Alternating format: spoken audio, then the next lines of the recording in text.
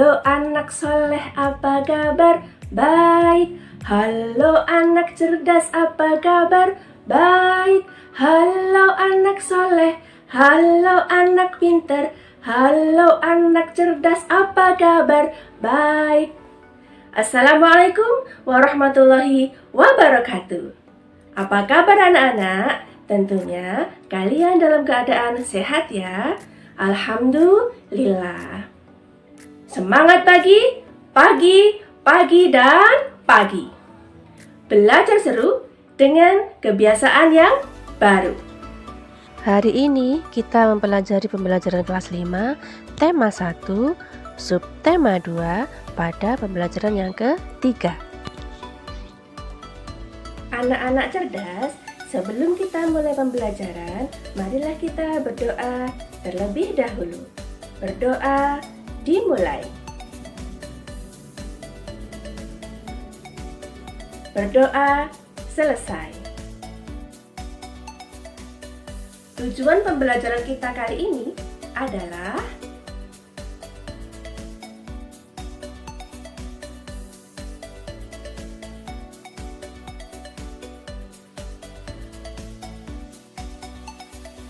Anak-anak, kalian sudah tahu bukan? Indonesia adalah negara subur, kaya akan sumber daya alam baik biotik maupun abiotik.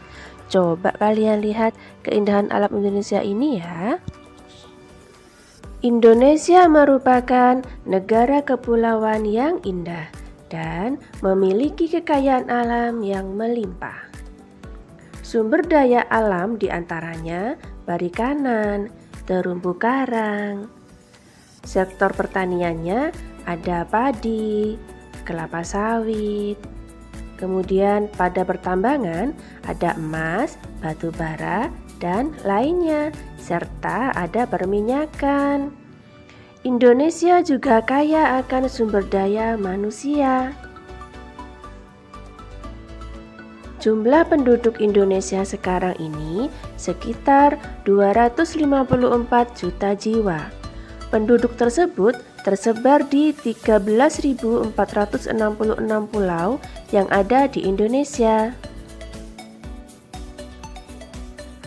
Masing-masing pulau atau wilayah memiliki beragam suku, adat, budaya, ras, agama, dan golongan.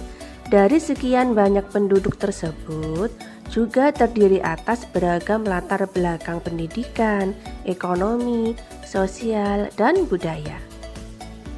Berikut ini adalah peta kepadatan penduduk di Indonesia. Untuk warna merah dan orange, ini merupakan daerah yang paling padat penduduknya.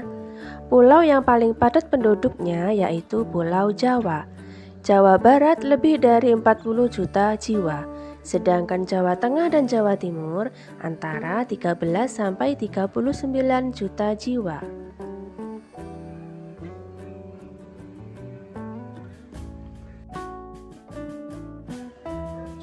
Pulau yang paling sedikit penduduknya yaitu Pulau Papua.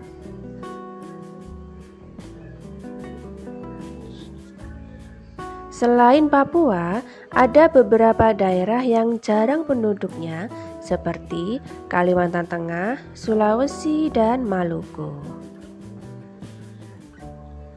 Untuk daerah yang berwarna kuning, di sini cukup padat penduduknya yaitu antara 6 sampai 12 juta jiwa.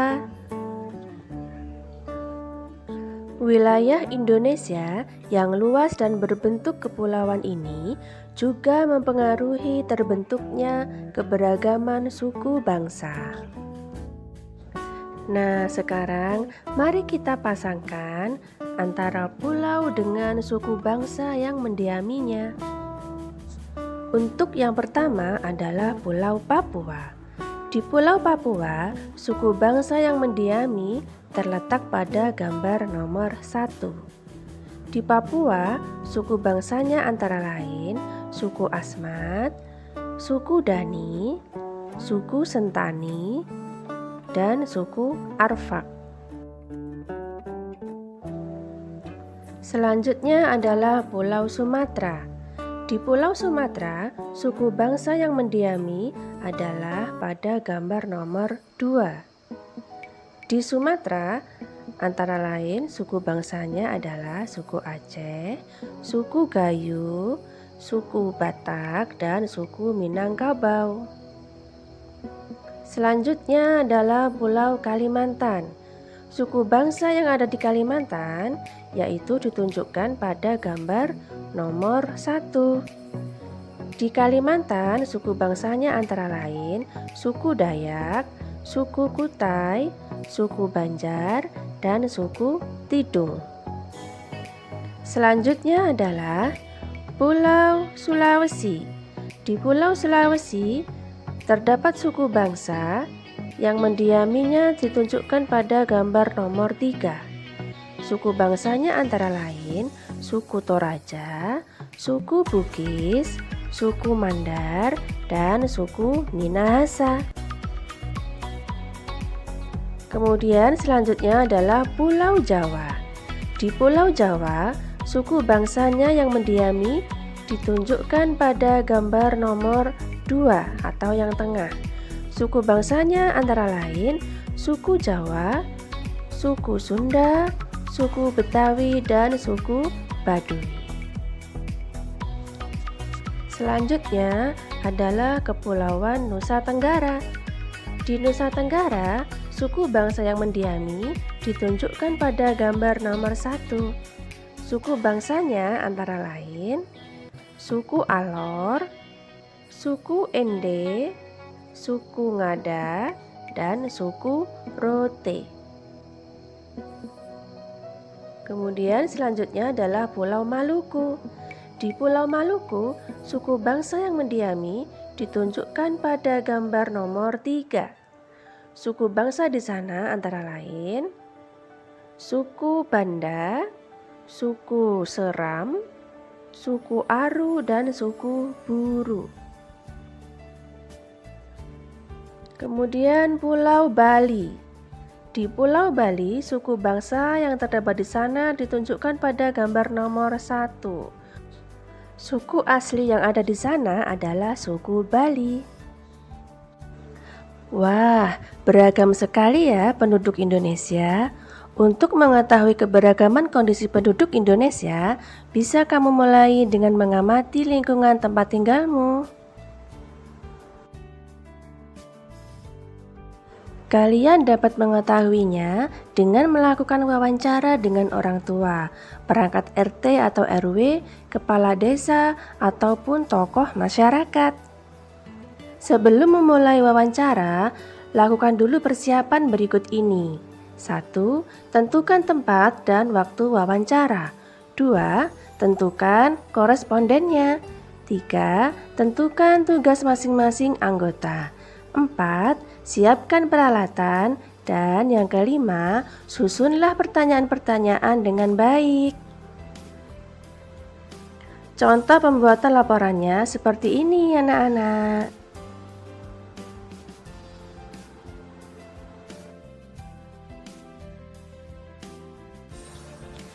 Adanya keberagaman di lingkungan sekitar membuat kita harus selalu menjaga kerukunan. Hal tersebut juga mencerminkan penerapan nilai-nilai luhur yang terkandung dalam Sila Pancasila.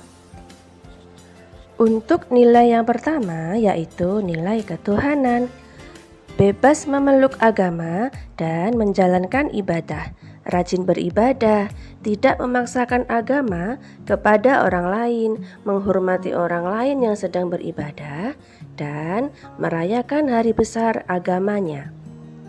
Nilai yang kedua adalah nilai kemanusiaan, berteman tanpa membeda-bedakan latar belakangnya, tidak berpihak ketika menyelesaikan masalah, menjenguk orang sakit, dan membantu orang yang kesusahan.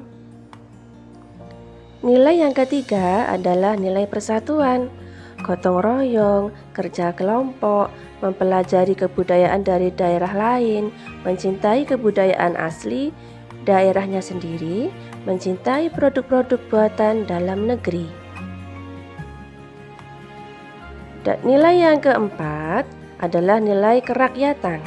Pemilu, musyawarah untuk mufakat, pemilihan kepala desa, menghargai pendapat orang lain, tidak memaksakan kehendak kepada orang lain, melaksanakan keputusan bersama secara ikhlas dan bertanggung jawab.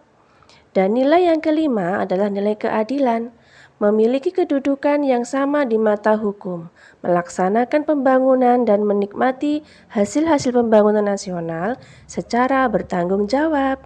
Nah, berikut ini adalah contoh-contoh perilaku yang tidak sesuai dengan nilai-nilai Pancasila yang ada di lingkungan sekolah, rumah, dan lingkungan masyarakat.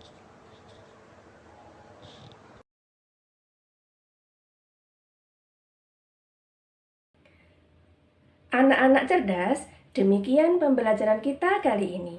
Jangan lupa tetaplah semangat dalam belajar dan tetap menjaga protokol kesehatan.